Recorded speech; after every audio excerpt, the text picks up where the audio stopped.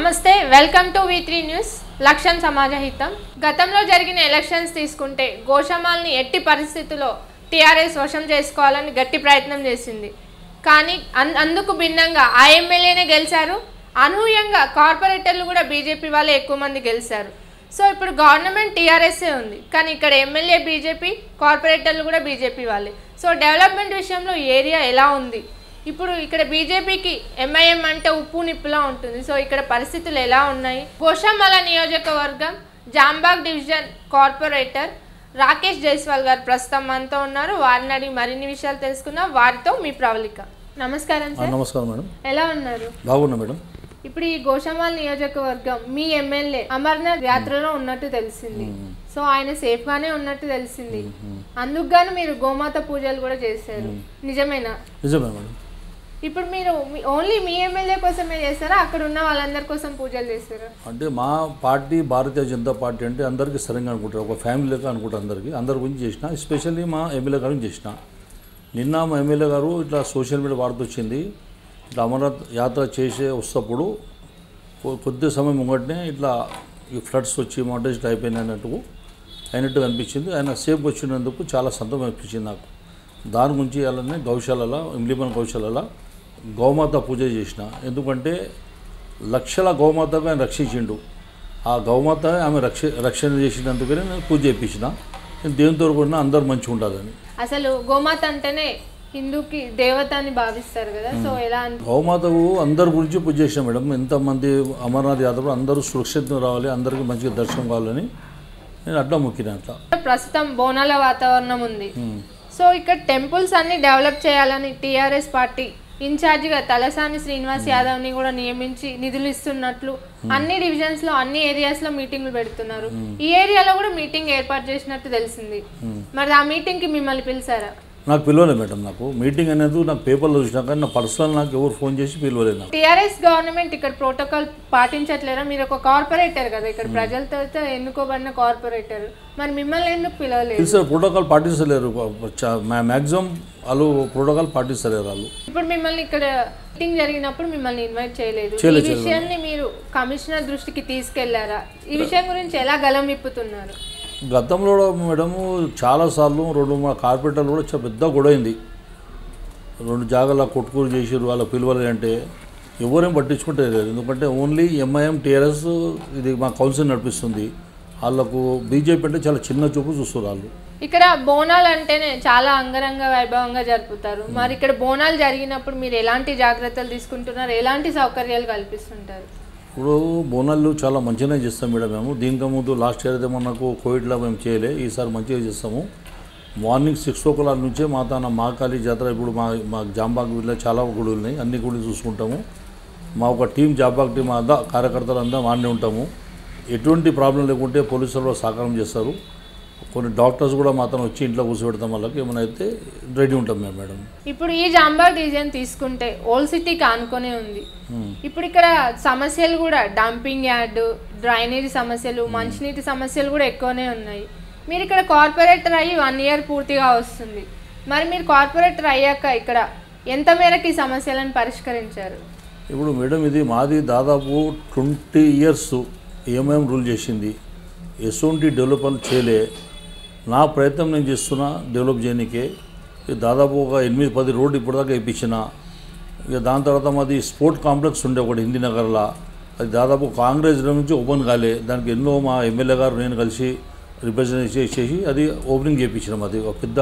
Sport complex open చేయించిన హయాంలో జాంబాగ్ డివిజన్లో తీసుకుంటే దోమల సమస్య భారీగా ఉండేది గతంలో అసలు బయటకు వచ్చి నిలబడాలంటేనే జనాలు ఇక్కడ చాలా కష్టాలు పడేవాళ్ళు మీరు ఇక్కడ కార్పొరేటర్ అయ్యాక స్వతహాగా మీరే ఫాగింగ్ మిషన్స్ కొని ఆ సమస్యను పరిష్కరించారని తెలిసింది మరి ఇప్పుడు ఎలా ఉందంటారు ఈ సమస్య ఎంతవరకు నెరవేరింది ఇప్పుడు మేము ఏంటంటే మేడం ఫాగింగ్ మిషన్లు మన మున్సిపల్ కార్పొరేషన్ చెప్తే వాళ్ళు వస్తూనే ఉంటారు కానీ కొన్ని ఫెస్టివల్ వచ్చినాయనుకో సండే వచ్చినా రానప్పుడు పబ్లిక్ మాకు ఫోన్ చేస్తే మేము చాలా ప్రాబ్లం ఉంటాం అందుకోసానికి సొంత మిషన్ కొని మా సొంత పబ్లికే మా కార్యకర్తలే పోయే స్కూటర్ మీద మొత్తం ఫాగింగ్ చేసే ప్రయత్నం కూడా చేస్తాం మేడం జిహెచ్ఎంసీలో మీది ఒక స్పెషల్ బడ్జెట్ కానీ మీకు నిధులు ఇవ్వట్లేదని బీజేపీ కార్పొరేటర్లు అందరూ దీని గురించే డిస్కస్ చేస్తున్నారు ఇది నిజమేనా చాలా నిజం 100% నిజం మేడం లేదంటే ఒకటే కుట్ర ఉన్నది, ఎట్లైనా వీళ్ళకు బీజేపీ కార్పొరేటర్లకు ఎట్లైనా చాలా వాళ్ళకు ఇబ్బంది పెట్టాలి, ఇది ఊరలేక మళ్ళీ మా కార్పొరేటర్లకు వాళ్ళ వైపు తిప్పుకోవాలని ప్రయత్నం చేస్తారు. ఓల్డ్ సిటీ వాళ్ళని తీసుకుంటే అసలు వాళ్ళు ట్యాక్సులు కట్టరు, పోలీసుల పైన రివర్స్గా ఫైటింగ్ చేస్తారని అంటారు. ఈ విషయం గురించి మీరేమంటారు? ఇది నిజమేనా? నిజమే మేడం, కానీ ఇప్పుడు నా కాన్స్టెన్సీలో గోషామెల్లో ఎన్నైతే డివిజన్ 5 డివిజన్లు హైయెస్ట్ పే ట్యాక్స్ మేము ఉన్నది, కానీ ఓల్డ్ సిటీలో మాత్రం 90% కట్టరని తెలుసు. అది నిజమో నాకు తెలియదు, కానీ ఓల్డ్ సిటీలో మాత్రం కట్టరు. ఇప్పుడున్న మేయర్ ఏకపక్షంగా ఉన్న గద్వాల్ విజయలక్ష్మి అసలు బీజేపీ కార్పొరేటర్లకి టైం ఇవ్వదని, చిన్న చూపు చూస్తుందని అని అంటున్నారు. ఇది నిజమేనంటారా? 100% రైట్. మేము ఎప్పుడు మాట్లాడాలంటే మాకు చాలా తక్కువ సమయం ఇస్తుంది. మరి దీనికి ముందు నేను 2-3 సార్లు చెప్పినా, మేడం ఇప్పుడు మా కాన్సర్న్ రావాలి, మీరు వచ్చి మా సమస్యలు పరిశీలించాలంటే ఇప్పుడు దాకైతే హామీ ఇచ్చింది, కానీ రాలే ఆమె. జాంబాగ్ డివిజన్లో మీ ఫైట్ ఎంఐఎంతోనా టీఆర్ఎస్ తోట? ఇప్పుడు తెలుసుగా మేడం, ఎంఐఎం టీఆర్ఎస్ అంటే వాళ్ళు ఒక గుడ్ ఫ్రెండ్స్, వాళ్ళు ఇద్దరితో ఫైట్ ఉన్నది. నాకు అట్లా ఏం లేదు. వాళ్ళు ఏంటంటే ఇప్పుడు మీరు కౌన్సిల్లో చూస్తారు ఆల్రెడీ, ఏ రోజు సీట్లోకి వచ్చిన ఎంఐఎం హెల్ప్తోనే వాళ్ళు మేయర్ నడుస్తుంది, ఏ రోజు వాళ్ళు జరుగుతుంది, ఇద్దరితో ఫైట్ ఉన్నది నాకు.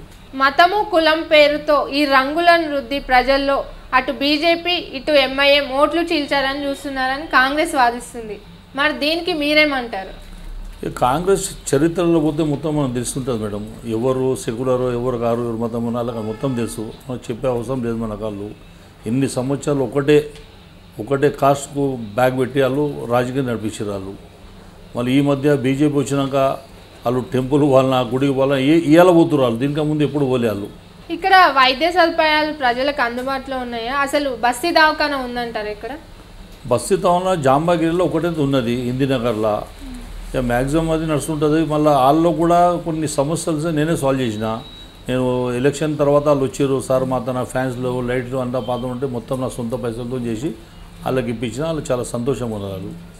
మరి ఇక్కడ గవర్నమెంట్ స్కూల్లో పరిస్థితి ఎలా ఉందంటారు? గవర్నమెంట్ ఏ స్కూల్ పోతే మనకు 100%లో 40% వర్కర్స్ ఉన్నారు. వాళ్ళు ఎప్పుడు పోతే సార్ మీరు రిప్రజెంటేషన్ చేయాలంటే మేము ఎన్నోసార్లు ఎడ్యుకేషన్ మినిస్టర్ కూడా రిప్రజెంట్ చేసేలో ఇప్పుడు దాకా రాలే. వాళ్ళు మీ ఎమ్మెల్యేని తీసుకుంటే ఎప్పుడు జై శ్రీరామ్, జై హనుమాన్, ఓవైసీ నా బామర్ది అనే వ్యాఖ్యలతోనే కాలం గడుపుతాడు, అభివృద్ధి ఆమడ దూరంలో ఉన్నారని ఆరోపణలు వస్తున్నాయి. మరి దీని గురించి మీరు ఎలా స్పందిస్తారు? మేడం, హిందువులుగా పుట్టినప్పుడే జై శ్రీరామ్ చెప్పే మా అధికారం.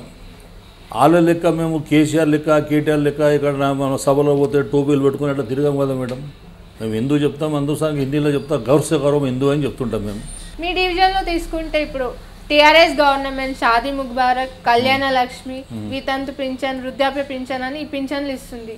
మరి ఈ పింఛన్లు అందరికీ అందుతున్నాయంటారా? ప్రోటోకాల్ విషయంలో ఎలా ఉందంటారు? ఇక ప్రోటోకాల్ వాళ్ళు ఇష్టం ఉంటే పిలుస్తారు, లేకుండా పిలవమంటాం. కంపల్సరీ కాదు, ఇన్ని వచ్చినట్టే మాకు చెప్పాలని లేదు, మాకైతే లేదు. అట్లా డబుల్ బెడ్రూమ్ ఇళ్ళని ప్రభుత్వం ప్రతిష్టాత్మకంగా తీసుకుంది, అందరికీ డబుల్ బెడ్రూమ్ ఇళ్ళని అందివ్వాలని. మరి మీ డివిజన్లో పరిస్థితి ఎలా ఉంది? మీకు ఎంతవరకు సమాచారం ఉందంటారు? మా డివిజన్లో కట్టల్ మండి అని డబుల్ బెడ్రూమ్ ఉన్నది. కొన్ని వాళ్ళ కార్యకర్తలకు ఇచ్చేసి వాళ్ళు ముగించారు. దాని తర్వాత వాళ్ళే కొట్లాడుకున్నారు, వాళ్ళే కేసులు పెట్టుకున్నారు, కొన్ని అన్నతర తాళాలు కూడా వేసుకున్నారు. అది మేము కూడా అది మినిస్టర్ గారికి దృష్టి తీసుకొని, కానీ ఇప్పుడు అట్లా అది సమస్య సాల్వ్ చేయలేదు. సో మీరు ఇక్కడ కార్పొరేటర్ 1 year పూర్తిగా వస్తుంది, మరి ఇక్కడ ఏమేమి సమస్యలు ఉన్నాయి, ప్రజలు ఎలాంటి ఇబ్బందులు పడుతున్నారు, ఈ విషయాలను గుర్తించారా? లేకపోతే మీరు కూడా జై శ్రీరామ్, జై హనుమాన్, జై గోమాత అంటూ గోశాలకే పరిమితమయ్యారా? హిందూ ఉన్నందుకు అదైతే జై శ్రీరామ్ చెప్పినందుకు ఎప్పుడు సిగ్గుపడా, నేను గోమాత సిగ్గుపడా. కానీ 20 సంవత్సరాల ఎంఐఎంకు జరిపి నాకు తెచ్చినందుకు 24/7 పనిచేస్తున్నాను నేను. ఇప్పుడు మెయిన్ సమస్యలు ఏముంటాయి మేడం? పొల్యూషన్ వాటర్ ఉంటుంది, డ్రింకింగ్ వాటర్ పొల్యూషన్ ఉంటుంది, ఎలక్ట్రిసిటీ డిపార్ట్మెంట్ ఉంటుంది, డ్రైనేజ్ ఉంటుంది. 24 hours తర్వాత సర్వీస్ ఉంది. ఎప్పుడు అనిపిస్తే 100% పోతున్నా. వారు మ్యాక్సిమం మా ఎమ్మెల్యే గారు బడ్జెట్తోనే పని చేపిస్తున్నాను నేను. ఇప్పుడు కూడా జై శ్రీరామ్ అనే అంటున్నారు. మరి రామ మందిరం అయితే కంప్లీట్ చేశారు కదా, మరి ఇప్పుడు ఆ నినాదం అవసరం అంటారా? అవసరం అయితే ఎందుకు జై శ్రీరామ్ అనే అధికారం మాకు. అది రామ మందిరం దానికి ముందు కూడా మా పూర్వజులు జై శ్రీరామే అంటుండే ఇప్పుడు మాట్లాడితే. అలా తప్పు ఏం లేదు, మా ఎందుకు పుట్టినందుకు జై శ్రీరామ్ చెప్పి మనం తప్పు లేదనుకుంటాను నేనైతే. నిధులు తెచ్చే విషయంలో మీ పాత్ర ఎలా ఉంది ఇక్కడ? మేడం, వాళ్ళు స్పెషల్ బడ్జెట్ కానీ మాకు ఎప్పుడు కమిషనర్ గారు కూడా ఎప్పుడు ఎన్నో లెటర్ పెడితే కలవడైనా, డిప్యూటీ కమిషనర్ కలవడు, మా జోనల్ కమిషనర్ ఎన్నోసార్లు చెప్తే కలుస్తాను కలవడైనా. స్పెషల్ బడ్జెట్ మాకు ఏం లేదు అట్లా. 4లో అప్పుడు మేము కంబైండ్, అప్పుడు మా మేయర్ ఉండే, అప్పుడు ప్రతి ఒక్క కార్పొరేటర్కు ఎవ్రీ 6 monthsకు 50 లక్షల రూపాయలు మా పవర్ ఉండే. అప్పుడు ఏమైనా పని చేయాలంటే మేము శాంక్షన్ చూస్తుంటాం. దాని తర్వాత మళ్ళీ టీఆర్ఎస్ వచ్చినప్పుడు మొత్తం ఆ పవర్ తీసేసారు. ఇప్పుడు ఏదైనా మాకు ఒక లెటర్ డీసీకి పెట్టాలి, జోనల్ కమిషన్ పెడితేనే ఆయన శాంక్షన్ అయితేనే మేము పని చేసుకోవాలి, కూడా మాకు కష్టం ఉంటుంది మాకు. ఎందుకంటే ఎప్పుడు కేటీఆర్ ప్రతి ఒక్క ఇప్పుడు సభ చేసినప్పుడు మాకు 100 సీట్లు వస్తాయి 100 సీట్లు వస్తాయని ఎప్పుడైతే రిజల్ట్ వచ్చింది, ఎప్పుడైతే 47 మాకు వచ్చి 48 చాలా పరేషాన్ అయిపోయినాయి ఆయన. అందుకోసం ఎట్లన్నా జనరల్ పబ్లిక్ ప్రాబ్లం చేయాలని మాకు బడ్జెట్ ఇస్తలేడు మాకు. రీసెంట్గా చూసుకుంటే హైదరాబాద్లో కార్యవర్గ సమావేశాలు 2-3 డేస్ జరిగాయి కదా. అసలు మోడీ ప్రసంగంలో పసలేదని ప్రతిపక్షాలు అంటున్నాయి. మరి దీనికి మీరు ఎలా స్పందిస్తారు? మోదీ అంటే హిందీలో అంటారు విరోధి ఎప్పుడు భయపడుతుంటారు. ఎట్లయితే వస్తుండ్రు మోదీ గారు వస్తుండ్రంటే కావాలని వాళ్ళు ప్రెసిడెంట్ ఎలక్షన్ క్యాండిడేట్ పిలిపించి నానా అవసరాలు మాకు పెట్టారు. మా ఇక్కడ పోస్టర్ ఉంటుంది, ఆమె పోస్టర్ పెట్టేసారు. మాకు యాడ్స్ చేయకుండా మొత్తం 1, 2, 3 పేపర్ వాళ్ళే కొనుక్కురు. అంటే మోదీ అంటే మా విరోధులకు అంత చాలా భయం నాకు. ఏదైతే మీటింగ్ అయితే లక్షల పబ్లిక్ వచ్చి ఇంకా చాలా పరేషాన్ అయిపోయారు వాళ్ళు. అందుకోసానికి వాళ్ళు ఇంకా మాకు నిధులు ఫ్యూచర్లో ఇస్తారు ఎవరో మాకు అనుమానం అయిపోయింది ఇప్పుడు మాకు. సో ఇప్పుడు ఈ జాంబాగ్ డివిజన్లో మీరు ఇచ్చిన వాగ్దానాలు నెరవేరుస్తారా? మరి ప్రజలకి మీరేం చెప్పాలనుకుంటున్నారు? జాంబాగ్ డివిజన్ అయితే నా గురించి అంత తెలుసు. వాళ్ళు చాలా హ్యాపీ ఉన్నారు. అది ఎప్పుడు మా కార్పొరేటర్ 24/7 వస్తాడు. మా ప్రయత్నం మేము చేస్తాము. వాళ్ళు ఏ రిప్రజెంటేటివ్ వచ్చినా నేను పైకి పంపిస్తా, వాళ్ళకి అన్నీ తెలుసు వాళ్ళకు. ఇలా దేశమంతా బీజేపీ దాదాపు 18 రాష్ట్రాల్లో మేము పరిపాలిస్తున్నాము. వచ్చే 2020 100% బీజేపీ ఫామ్ చేస్తుంది. ఇది అందరు ప్రజలకు నేను మళ్ళీ తెలంగాణ ప్రజలకు మళ్ళీ ఒక రిక్వెస్ట్ చేస్తా. ఇన్ని సంవత్సరాలు మీరు కాంగ్రెస్ ఇచ్చారు, టీఆర్ఎస్కి ఇచ్చారు. ఒక్కసారి మా భారతీయ జనతా పార్టీకి వేయండి, మళ్ళీ ఎట్లా డెవలప్ అవుతుందో చూడండి. భారత్ మాతాకి జై శ్రీరామ్, జై మోదీజీ, జై బండి సంజయ్, రాజాబాయి. Thank you sir. చూశారు కదా, ఇది ఇవాళ ఈ జాంబాగ్ డివిజన్ కార్పొరేట్తో ముచ్చటించాం కదా. మరి మరో అంశంతో మళ్ళీ కలుద్దాం. చూస్తూనే ఉండండి V3 న్యూస్.